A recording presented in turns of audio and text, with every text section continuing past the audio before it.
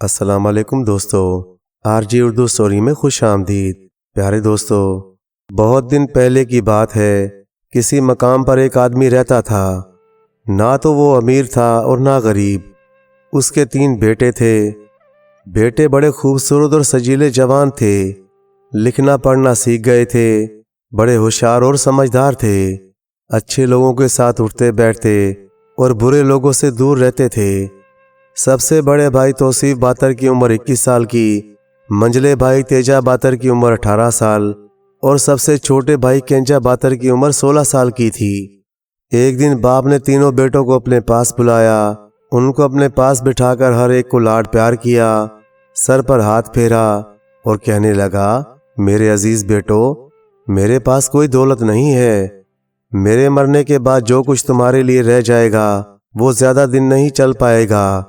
تم لوگ مجھ سے زیادہ کی امید بھی نہ رکھنا۔ تم لوگوں کے لیے میں جو کچھ کر سکتا تھا وہ کیا۔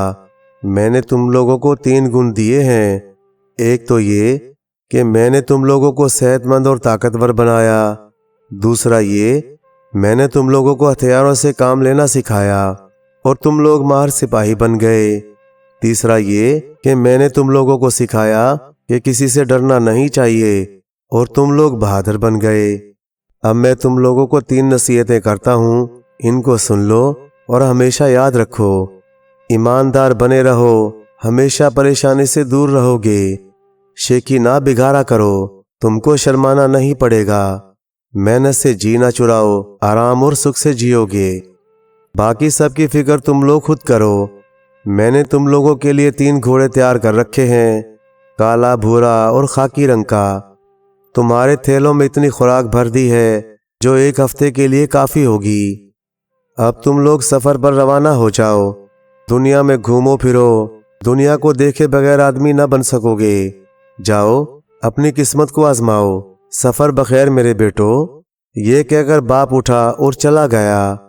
تینوں بھائی سفر کی تیاری میں لگ گئے۔ اگلے دن صبح ہوتے ہی وہ تینوں گھوڑوں پر سوار ہو کر سفر پر روانہ ہوئے۔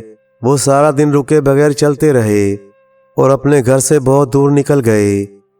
شام ہوئی، اندھیرا چھانے لگا تو ایک جگہ آرام کرنے کے لیے رکے۔ وہ اپنے گھوڑوں سے اترے، بیٹھ کر کھانا کھایا اور سونے کی تیاری کرنے لگے۔ وہ مقام بالکل سنسان اور ویران تھا۔ چنانچہ بھائیوں نے سوچا کہ یہ مناسب نہیں کہ ہم تینوں ہی سو جائیں، بہتر ہے کہ رات کو 3 حصوں میں بانٹ لیں اور باری باری پہرا دیں۔ انہوں نے ایسا ہی کیا۔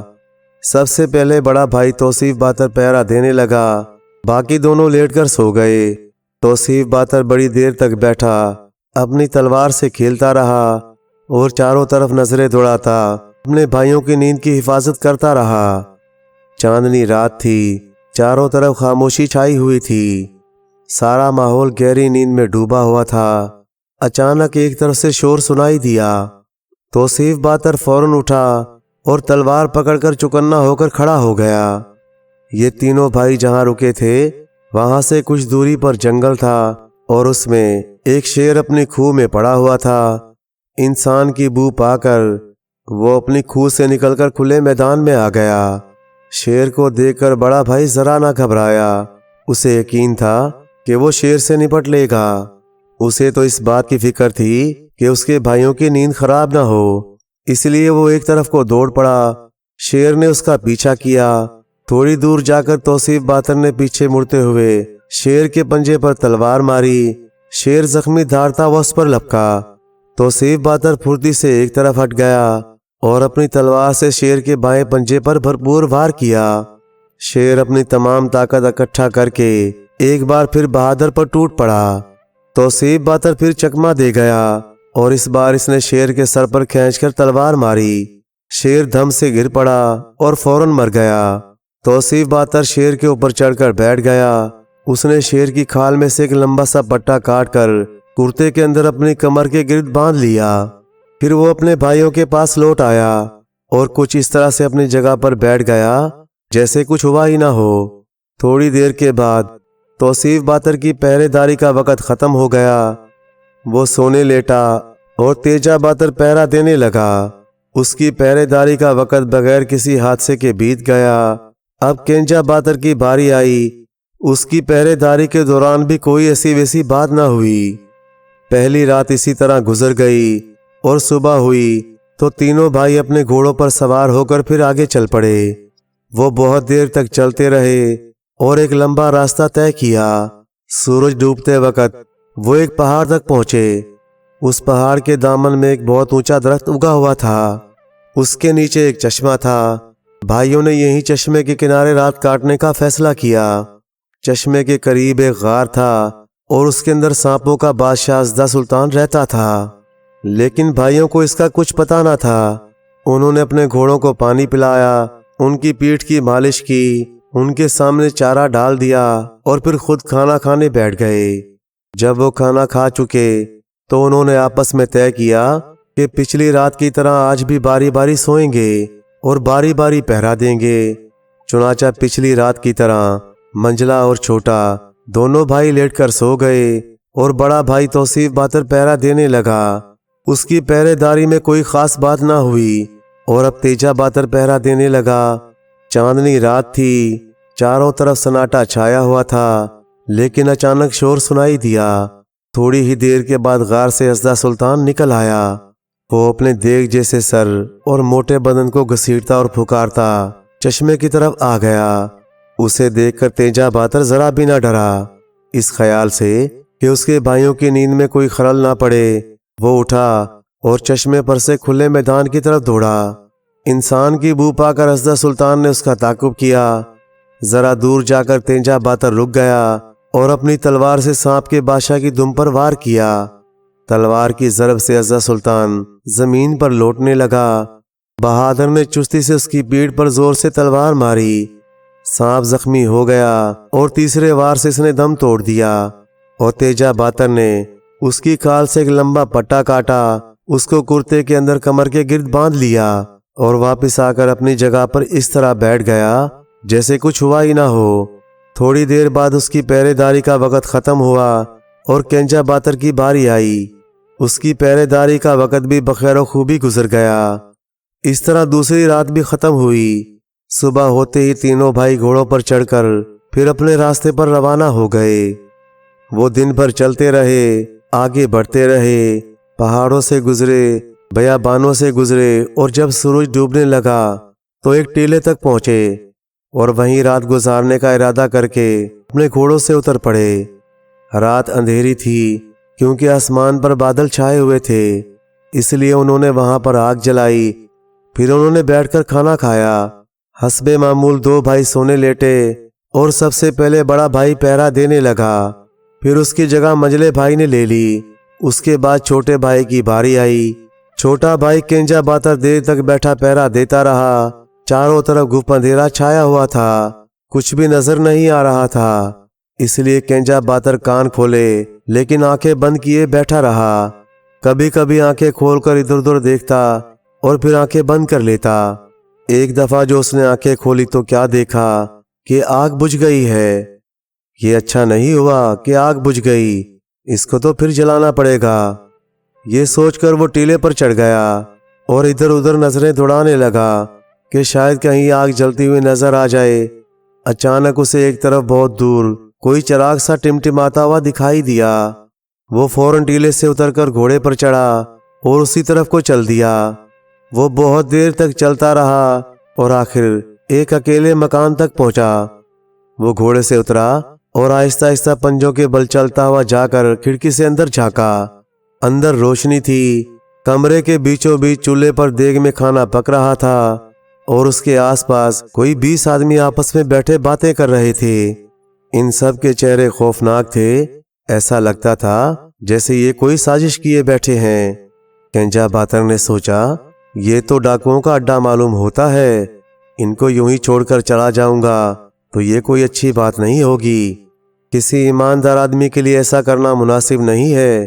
چلو چالاکی سے کام لوں اور ان کے بیچ میں رہ کر ان کی چال ڈھال معلوم کر لوں۔ کچھ ایسا کروں کہ ان کو مجھ پر اعتبار ہو جائے اور میں موقع دیکھ کر اپنا کام کر جاؤں۔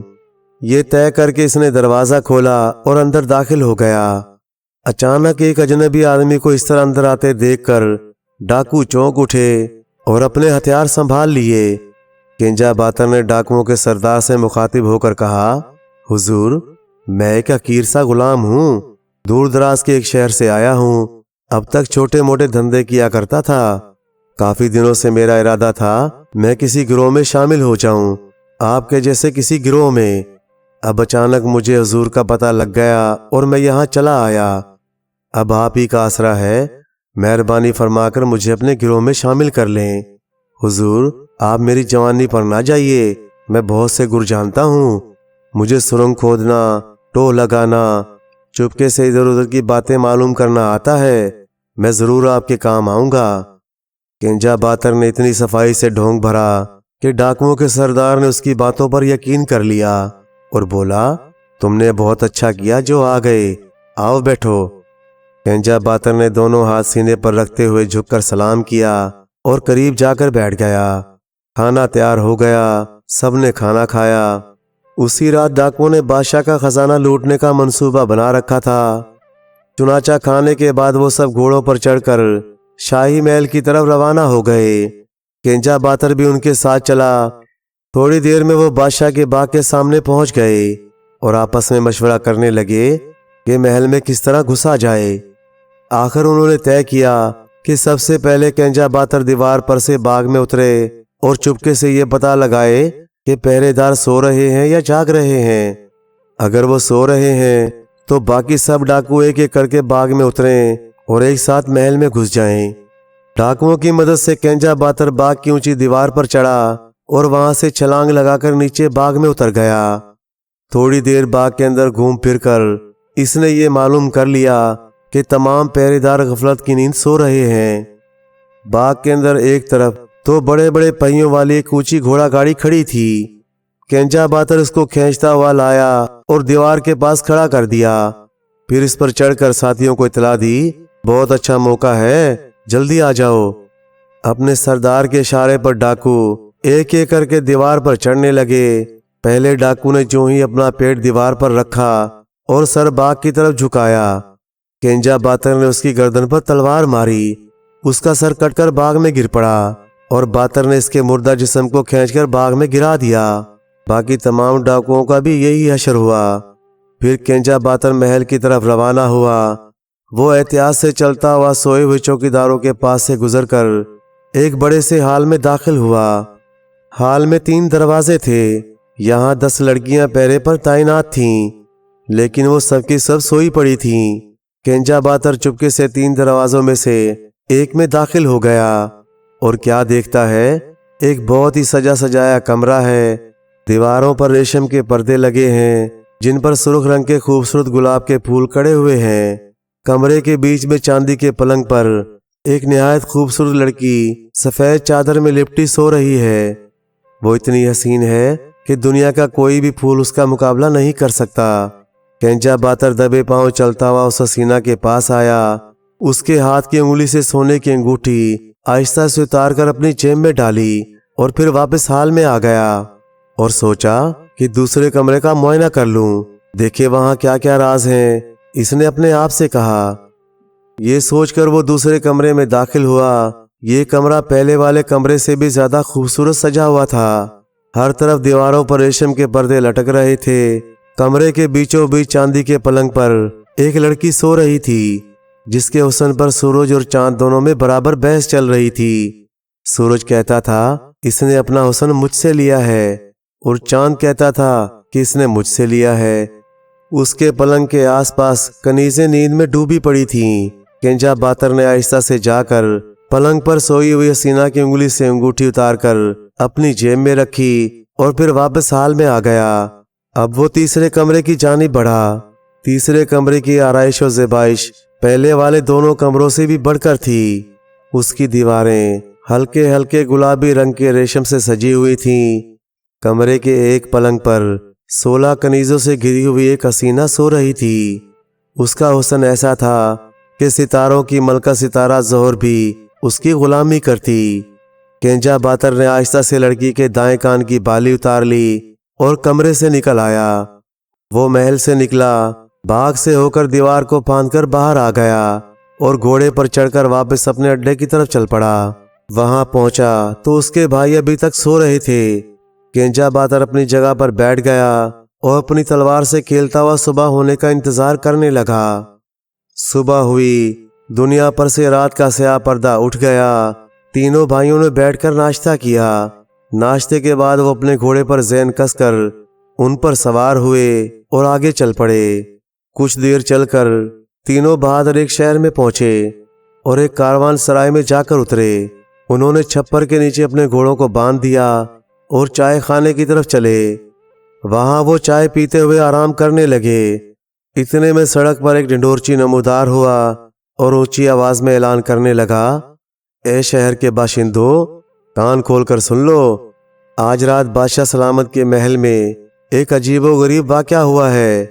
محل کے باغ میں کسی نے 20 ڈاکوؤں کے سر قلم کر دیے ہیں اور شہزادیوں کی ایک ایک سونے کی چیز غائب ہو گئی ہے۔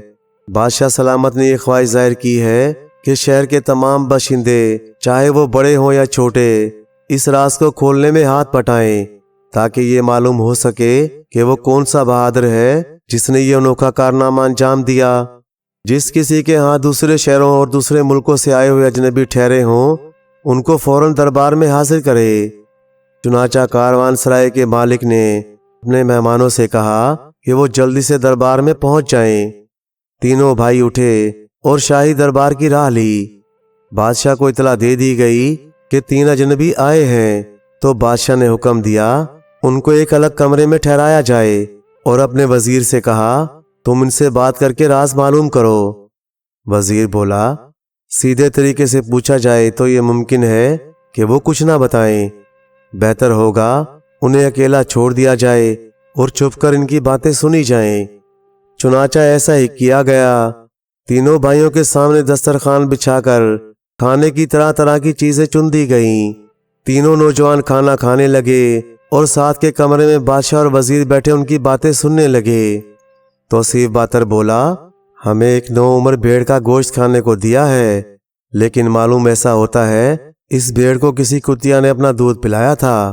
ہاں، آپ کی بات صحیح ہے، تینجا باتر نے کہا۔ بادشاہ لوگ کتے کا گوشت کھانے سے بھی گریز نہیں کرتے۔ مجھے تو اس بات پر تعجب ہو رہا ہے کہ انگور کے اس مربے سے انسان کی بھوک کیسے آ رہی ہے۔ کینجا باتر نے بھی مربے کو چکھ کر دیکھا اور بولا، ہاں یہ سچ ہے، بادشاہ سب خون خوار ہوتے ہیں۔ مربے میں بھی آدمی کا خون ملا ہوا ہو تو تعجب کی کوئی بات نہیں۔ میں بھی ایک بات پر حیران ہوا ہوں، تشتری میں روٹیاں اتنے سلیقے سے ایک ماہر نان بائی ہی چن سکتا ہے۔ ہاں ایسا ہی ہوگا، توصیف باتر بولا۔ ہم کو یہاں اس لیے بلایا گیا ہے کہ ہم سے محل میں ہونے والے واقعے کا راز معلوم کیا جائے۔ ہم سے ضرور پوچھ گچھ کی جائے گی، ہم ان کو کیا جواب دیں گے؟ تینجا باتر نے رائے دی، ہمیں جھوٹ بولنے کی کوئی ضرورت نہیں، ہم انہیں سچی بات بتا دیں گے۔ کینجا باتر بولا، اب یہی وقت ہے کہ تینوں دن کے سفر پر ہم پر جو کچھ گزرا ہے وہ ہم ایک دوسرے کو کہہ سنائیں۔ چنانچہ تینوں بھائیوں نے اپنا اپنا قصہ سنانا شروع کیا۔ سب سے پہلے توصیف باتر نے اپنی آپ بیتی سنائی کہ کس طرح اس نے شیر سے لڑ کر اس کو مار ڈالا اور ثبوت کے طور پر اس نے شیر کی کھال میں سے جو پٹا کاٹ کر اپنی کمر کے گرد باندھا تھا اسے کھول کر اپنے بھائیوں کے سامنے رکھ دیا۔ پھر تینجا باتر نے اپنی کہانی بیان کی اور سانپ کی کھال میں سے کٹا ہوا پٹا اپنی کمر سے کھول کر بھائیوں کو دکھایا۔ اب کینجا باتر کی باری آئی۔ اس نے تیسری رات والا سارا واقعہ کہہ سنایا اور ان چیزوں کو اپنی جیب سے نکال کر دکھایا جنہیں وہ محل سے لیتا گیا تھا۔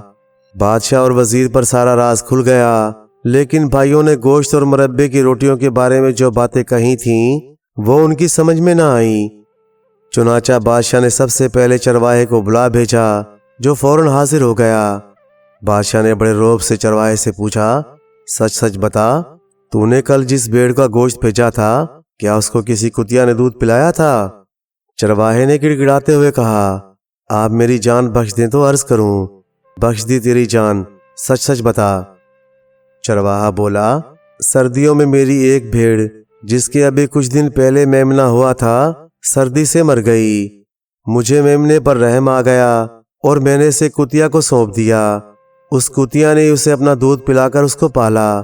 کل میں نے اسی بھیڑ کو کاٹ کر اس کا گوشت آپ کے لیے بھیج دیا تھا، کیونکہ میرے پاس صرف ایک وہی بھیڑ رہ گئی تھی، باقی تمام بھیڑیں آپ کے نوکر پہلے ہی لے جا چکے تھے۔ اب بادشاہ نے مالی کو بلوایا۔ جب وہ حاضر ہوا تو بادشاہ نے رعب سے پوچھا، سچ سچ بتا، کیا انگور کے مربے میں آدمی کا خون ملا ہوا تھا؟ حضور، ایک واقعہ ہوا تھا، اگر جان کی امان پاؤں تو وہ واقعہ بیان کروں؟ مالی نے جواب دیا، بخش دی تیری جان، بتا کیا ہوا تھا؟ مالی بولا، پچھلے سال گرمیوں کی بات ہے، میں نے آپ کے لیے سب سے اچھے انگور بچا رکھے تھے، نہ جانے کون روز رات کو آتا اور انہیں چرا کر لے جانے لگا۔ میں انگور کی بیلوں کے نیچے چھپ کر چور کا انتظار کرنے لگا۔ اچانک ایک آدمی آتا ہوا دکھائی دیا۔ جب وہ قریب آیا تو میں نے لاٹھی کھینچ کر اس کے سر پر ماری، چور وہیں مر گیا۔ میں نے انگور کی بیلوں کے نیچے ایک گڑھا کھود کر اس مردے کو اسی میں گاڑ دیا۔ اگلے سال انگور کی بیلیں اس طرح پروان چڑھیں اور ان پر اتنا انگور لگا کہ خدا کی پناہ، پتوں سے زیادہ انگور کے گچھے تھے، لیکن اس کے مزے میں ذرا سا فرق تھا، اس لیے میں نے تازے انگور آپ کو نہ بھیج کر ان کا مربع بنوا لیا۔ اس طرح بھائیوں کی کہی ہوئی دو باتیں سچ ثابت ہوئیں۔ رہی تیسری روٹیوں والی بات تو وہ بھی بالکل صحیح تھی۔ تشتری پر روٹیاں خود بادشاہ نے اپنے ہاتھوں سے چنی تھیں اور معلوم ہوا اس کا باپ نان بھائی تھا۔ بادشاہ تینوں بھائیوں کے پاس کمرے میں آ گیا، ان سے سلام کرنے کے بعد بولا، تم نے جو کچھ کہا تھا وہ سچ نکلا ہے، اس وجہ سے تم لوگ مجھے اور بھی پسند آ گئے ہو۔ میرے معزز بہادر مہمانوں، میری تم لوگوں سے ایک گزارش ہے، فرمائیے، آپ کی فرمائش اگر مناسب ہوگی تو ہم اس کو ضرور پورا کریں گے۔ بادشاہ بولا، میری 3 بیٹیاں ہیں اور بیٹا کوئی نہیں، تم لوگ یہیں رہ جاؤ، میں اپنی بیٹیوں کی تم لوگوں سے شادی کر دوں گا، سارے شہر کی دعوت کروں گا، 40 دنوں تک سب کو پلاؤ کھلاتا رہوں گا۔ توصیف باتر نے جواب دیا، آپ کی یہ بات تو بہت اچھی ہے، لیکن ہم آپ کی بیٹیوں سے شادی کیسے کر سکتے ہیں؟ ہم نہ تو بادشاہ زادے ہیں اور نہ ہی ہمارے باپ کوئی امیر آدمی ہیں۔ آپ نے اپنی دولت بادشاہ سے کمائی ہے اور ہم نے محنت کرنا سیکھا ہے۔ بادشاہ اصرار کرنے لگا، یہ ٹھیک ہے کہ میں پورے ایک ملک کا فرما روا ہوں اور تمہارے باپ نے تم لوگوں کو اپنی محنت کی کمائی سے پال پوس کر بڑا کیا ہے، مگر وہ ایسے بہادر بیٹوں کا باپ تو ہے، پھر وہ کس بات میں مجھ سے کم ہے؟ اصل میں وہ تو مجھ سے زیادہ دولت مند ہے۔ میں تو ایسی لڑکیوں کا باپ ہوں جن کے آگے دنیا کے بڑے بڑے بادشاہ سر جھکا چکے ہیں، منتیں کر چکے ہیں۔ میں تم لوگوں سے یہ پیشکش کر رہا ہوں کہ میری بیٹیوں سے شادی تم کر لو۔ چنانچہ تینوں بھائی راضی ہو گئے۔ بادشاہ نے بڑی دھوم دھام سے اپنی تینوں بیٹیوں کی ان تینوں بھائیوں سے شادی کر دی۔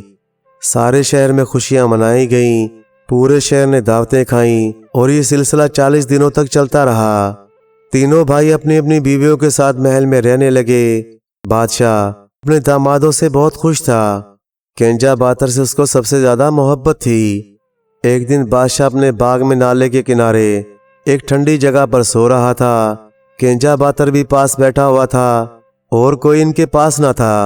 اچانک نالے میں سے ایک زہریلا سانپ نکل آیا جو بادشاہ کو کاٹنے ہی والا تھا کہ کینجا باتر نے اس کو دیکھ لیا اور اپنی تلوار سے اس کے 2 ٹکڑے کر دیے۔ وہ ابھی تلوار کو غلاف میں ڈال ہی رہا تھا کہ بادشاہ کی آنکھ کھل گئی۔ کینجا باتر کو اس حالت میں دیکھ کر اس کے دل میں شبہ پیدا ہوا اور اس نے دل میں سوچا، میری بیٹی سے شادی کر کے اس کی ناک اور بھی چڑھ گئی ہے اور یہ اور بھی لالچی ہو گیا ہے، یہ اب مجھ کو مار کر بادشاہ بننا چاہتا ہے۔ بادشاہ اٹھ کر اپنے وزیر کے پاس گیا اور اس کو سارا واقعہ سنا دیا۔ وزیر بہت دنوں سے بہادر بھائیوں سے جلا بیٹھا تھا، وہ بس موقع کا انتظار کر رہا تھا۔ اب موقع پا کر اس نے بادشاہ سے ان کی خوب برائیاں کی۔ میری رائے لیے بغیر آپ نے ان لفنگوں سے اپنی پیاری بیٹیوں کی شادی کر دی، اور یہ لیجئے، آپ کا عزیز داماد آپ کو قتل کرنا چاہتا تھا، یہ مکاری سے کسی نہ کسی دن آپ کا خاتمہ کر ہی دے گا، دیکھ لیجئے گا۔ بادشاہ وزیر کی باتوں میں آ گیا اور اس نے حکم دیا کہ کینجا باتر کو جیل میں ڈال دیا جائے۔ چنانچہ اس کو پکڑ کر جیل میں بند کر دیا گیا۔ کینجا باتر کی بیوی سب سے چھوٹی شہزادی بہت اداس ہو گئی۔ تمام دن روتے روتے اس کے رخساروں کی سرخی غائب ہو گئی۔ ایک دن وہ اپنے باپ کے پاس آئی اور اس کے قدموں میں گر کر کہنے لگی، اپنے داماد کو رہا کر دیجئے۔ تب بادشاہ نے حکم دیا کہ کنجا باتر کو جیل سے نکال کر لایا جائے۔ اس کو بادشاہ کے سامنے حاضر کیا گیا تو بادشاہ اس سے مخاطب ہو کر بولا، میں نے سوچا بھی نہیں تھا کہ تم اتنے مکار ہوگے، تم نے مجھے مارنے کا ارادہ کیسے کر لیا؟ اس کے جواب میں کنجا باتر نے بادشاہ کو طوطے کا قصہ سنایا اور بولا، کسی زمانے میں کسی جگہ ایک بادشاہ رہتا تھا، اس کے پاس ایک طوطا تھا۔ بادشاہ اپنے طوطے سے اتنا پیار کرتا تھا کہ طوطے کے بغیر اسے پل بھر کو بھی چین نہیں آتا تھا۔ طوطا اپنے مالک سے میٹھی میٹھی باتیں کرتا، اس کا دل بہلاتا رہتا۔ ایک دن اس نے بادشاہ سے کہا، میں اپنے وطن ہندوستان میں اپنے ماں باپ اور بہن بھائیوں کو چھوڑ کر آیا ہوں، میں بہت دنوں سے قید میں ہوں، میں اب آپ سے گزارش کرتا ہوں مجھے 20 دن کی چھٹی دے دیجئے۔ میں اپنے وطن ہوا ہوں، 6 دن جانے میں لگیں گے اور 6 دن واپس آنے میں، اور 8 دن میں اپنے گھر والوں کے ساتھ رہ آؤں گا۔ بادشاہ بولا، میں تم کو جانے نہیں دوں گا، تم ایک بار چلے جاؤ گے تو پھر لوٹ کر نہیں آؤ گے اور میرا دل اداس ہو جائے گا۔ طوطا بولا، جہاں پناہ، میں وعدہ کرتا ہوں کہ میں واپس لوٹ آؤں گا، آپ میری بات کا یقین کیجئے۔ بادشاہ راضی ہو گیا اور بولا، میں تم کو چھٹی تو دیتا ہوں مگر صرف 2 ہفتوں کی۔ طوطا بولا، ٹھیک ہے، یوں ہی صحیح، میں کسی طرح 2 ہفتوں میں واپس آ جاؤں گا۔ بادشاہ نے پنجرا کھول دیا، طوطا پھر سے اڑ کر پنجرے سے نکلا اور دیوار پر جا بیٹھا۔ طوطے نے سب لوگوں کو الوداع کہا اور جنوب کی طرف اٹھ چلا۔ بادشاہ پیچھے سے اس کو دیکھتا رہ گیا۔ اس کو یقین تھا کہ اب طوطا لوٹ کر نہیں آئے گا۔ طوطا 6 دنوں میں اپنے وطن ہندوستان پہنچ گیا اور کسی طرح اپنے ماں باپ کو تلاش کر لیا۔ بیچارہ اتنا خوش تھا کہ کچھ نہ پوچھئے، ادھر ادھر اڑتا پھرتا رہا، پھدکتا رہا، کلا بازیاں کھاتا رہا، چیختا چلاتا، جنگل کی ہریالی میں جی بھر کر نہاتا، عزیزوں، رشتہ داروں اور دوستوں کے ہاں مہمان بنا۔ اس کو پتہ بھی نہ چل پایا کہ کس طرح 2 دن گزر گئے اور پھر دوبارہ قید میں جانے کا وقت آ گیا۔ بیچارہ طوطے کا اپنے ماں باپ، بھائی بہنوں سے دوبارہ جدا ہونے کو جی نہیں چاہتا تھا۔ خوشی کے دن پلک جھپکنے میں گزر گئے اور اداسی کے پہاڑ جیسے دن شروع ہو گئے۔ اس کے تمام رشتہ دار، دوست، احباب جمع ہو گئے۔ ان سب کو طوطے پر بہت ترس آ رہا تھا۔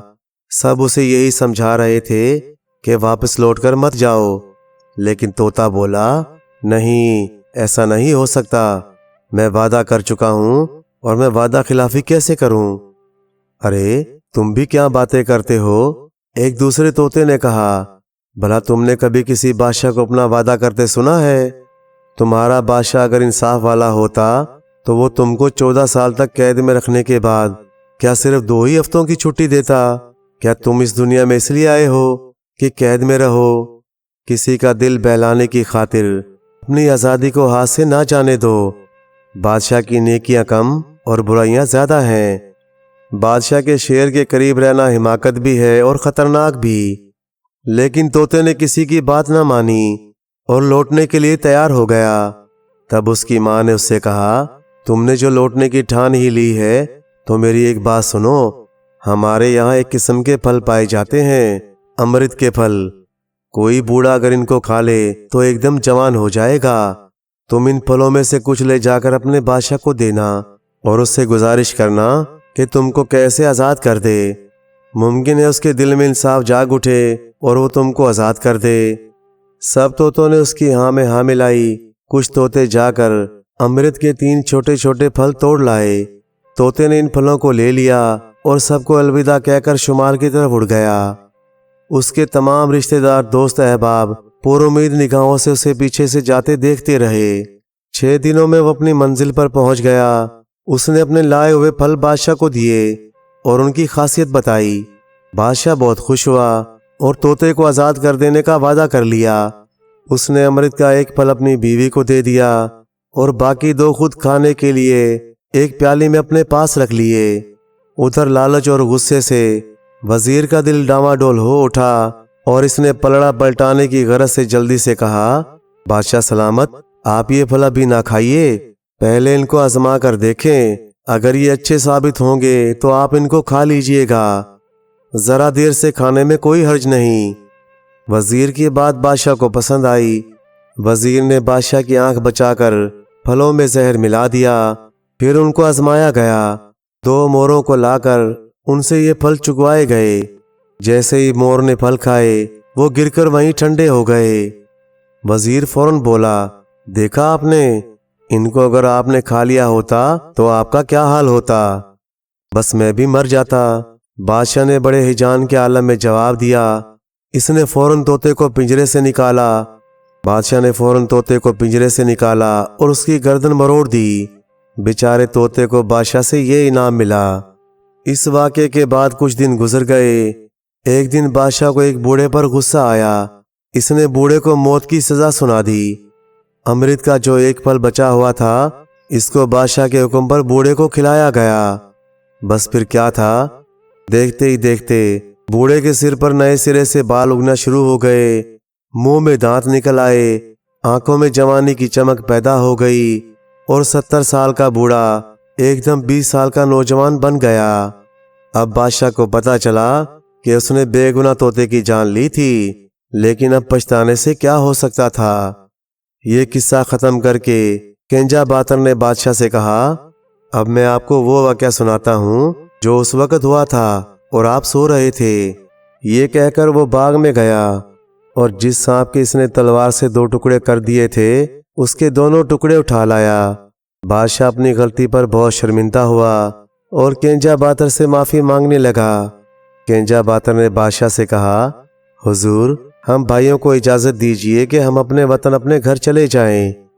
मालूम होता है कि बादशाहों के साथ अमन और नेकी से नहीं रहा जा सकता। बादशाह ने बहुत मिन्नतें की, बहुत हाथ जोड़े कि मत जाओ, लेकिन तीनों भाई राजी ना हुए और बोले, हम दरबारी बनकर शाही महल में नहीं रह सकते, हम तो अपनी मेहनत के बलबूते पर जिएंगे। तो बादशाह ने गुस्से से कहा, तो फिर मेरी बेटियां तुम्हारे साथ नहीं जाएंगी, ये अपने घर पर ही रहेंगी। लेकिन तमाम शहजादियां एक आवाज में बोल उठीं, नहीं, हम अपने शौहरों से जुदा नहीं होंगी। ये सुनकर बादशाह हक्का बक्का रह गया। इसने ना चाहते हुए इन सबको जाने की इजाज़त दे दी। तीनों बहादुर भाई अपनी बीवियों के साथ अपने आबाई घरों को लौट आए और अपनी कुव्वते बाजू से मेहनत मजदूरी करते हुए बड़े आराम और सुकून से ज़िंदगी बसर करने लगे।